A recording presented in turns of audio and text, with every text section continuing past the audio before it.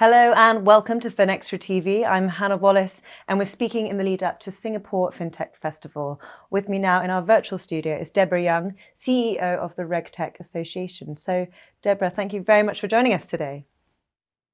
Thank you so much for having me, Hannah. It's fantastic to have you on and really excited to be talking to you about regulatory public infrastructure in the lead up to Singapore FinTech Festival. Really exciting event. So we'll come to the topic of that session. But first, it'd be great if you could give us a brief introduction to the work that you're doing at the RegTech Association. So we'll start there. Thanks, Hannah. So the RegTech Association is a non-profit industry association with a global remit. We were established in 2017 to address a dysfunction, and it was a global dysfunction, and that was that there was no easy way for RegTech vendors, institutions and regulators to come together to have a strategic conversation. And so it's been the aim of the association to aid that collaboration, to accelerate the adoption of RegTech and to gather up the very best RegTech companies in the world and encourage them to come and join the community so that we can showcase their capability to as broad an audience as possible. And some of the practical ways that we do that is through online showcase programs. We do quite a lot of research. We're doing some other interesting side projects that are helping enable RegTech at a grassroots level around the world.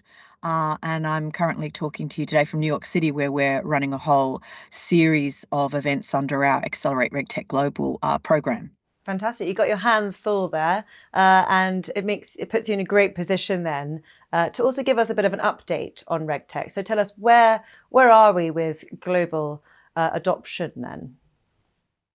So adoption of regulatory compliance technology is really linked to systemic stability, safety, and improved financial inclusion. And whether people in the audience are buyers or sellers or consultants, all of them have an interest to observe the latest developments, and my organisation can be a mechanism for that.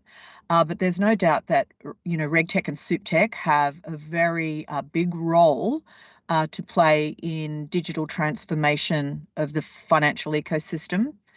And so we are seeing things like RegTech adoption accelerating. So to give you an example of that, back in 2019, it was on average 14 months from first conversation to full deployment of a RegTech solution. And now we are seeing that reduced to 6.2 months. So this is very, very encouraging. So I would say the appetite is high and the acceleration of adoption is happening, which is very encouraging. All right, that's a very positive note to lead off on then. And coming back to your session then, regulatory public infrastructure. I know you're going to be meeting with other regulatory leaders discussing the importance of collaboration and the regulatory infrastructure in combating financial crime as well. On that note, what progress have you seen in that space with regard to tackling the financial crime problem as well? Yes, indeed. So according to EY's latest research, it's estimated that the annual cost of money laundering and associated financial crimes ranges somewhere from US dollars 1.4 to 3.5 trillion dollars. Financial services organisations struggle to contain their compliance costs, and the threat of money laundering continues. And so there is this increasing need for change and, innovation. Some of what we're seeing out of central agencies and regulators is to answer that call is that 33% say that they are regularly engaging with RegTech or SupTech vendors, and SupTech refers to supervisory technology, which is kind of still part of the RegTech family, but in a regulatory use case. But about 17% say that they rarely do. So that tells us there's still quite a bit of work to be done in education and engagement with central banks and regulators. Our research shows that financial crime is still one of the top risks addressed, but we're also seeing regulated institutions have a clear focus on customer, and that crept into some of the top risk areas addressed last year, as we saw that customers are demanding more real-time solutions, getting far fussier about what actually happens with their identity and their data.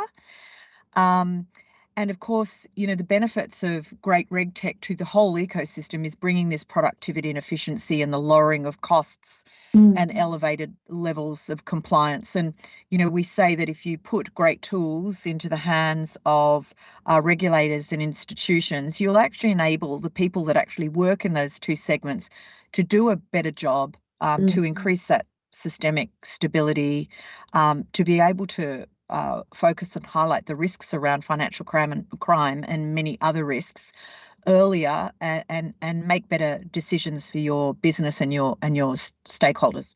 Interesting to hear how they work together, and some significant statistics there as well. So off the back of that, it'd be great to hear about some standout strategies and use of technology you're seeing, but also what's the role of central banks in all of this? Yeah, so it's a great question, and we are actually seeing some clear, great global collaboration. And one of my key messages is this must continue at all costs, because no one economy or no one country in the world has all of the answers. So for everyone to come together to collaborate is really important. But seeing some great work being done by the Bank for International Settlements, who meet with the central banks and regulatory agencies, and they work on a number of projects on things such as financial crime, central bank digital currencies, ESG, to name a few. And so the work that they do is really critical, and that global collaboration is necessary to keep those key issues on top of everyone's agenda. We've also seen some fantastic work being done in developing economies with Cambridge University Alternative Finance Centre's SupTech Lab. And they work to provide tools and resources and undertake research with emerging economies to ensure better outcomes for those countries.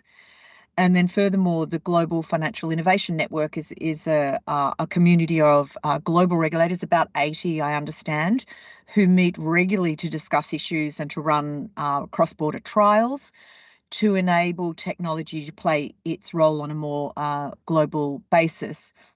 And that's really forced my organisation to step up to this global plate. So despite having been started in Australia, what we're about is helping central agencies, regulators, institutions and government to really come together, and on financial crime in particular, to come to our programs that they can attend from anywhere, anytime in the world.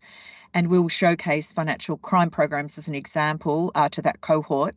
And it just makes the solutions so much more accessible to everyone. We've had something like 20,000 people from more than 96 countries attend those programs since 2020. So there's huge appetite. And so the work of my organisation and others that we closely partner with, like those that I've just mentioned, is really critical to keeping all of these issues top of mind across the global landscape. In addition, central banks are at the forefront of safeguarding the financial system, and we'll be unpacking more about this at the Singapore FinTech Festival. And in particular, I'll be having a discussion with two central banks, and we'll be talking about their approaches to technology and financial crime in particular, how they currently work with vendors. We'll be discussing any individual or global projects that they are currently participating in, and also identifying some key challenges in integrating technology and their infrastructure challenges. And I will have a great job in convening them, and I'm really looking forward to that. So please do come along to the session. Fantastic. I urge anyone hoping to learn more to tune in, and really interesting to hear about the work you're doing at the RegTech Association, Deborah, and look forward to hearing from you further down the line. But thank you very much. You're welcome, Hannah. Thank you.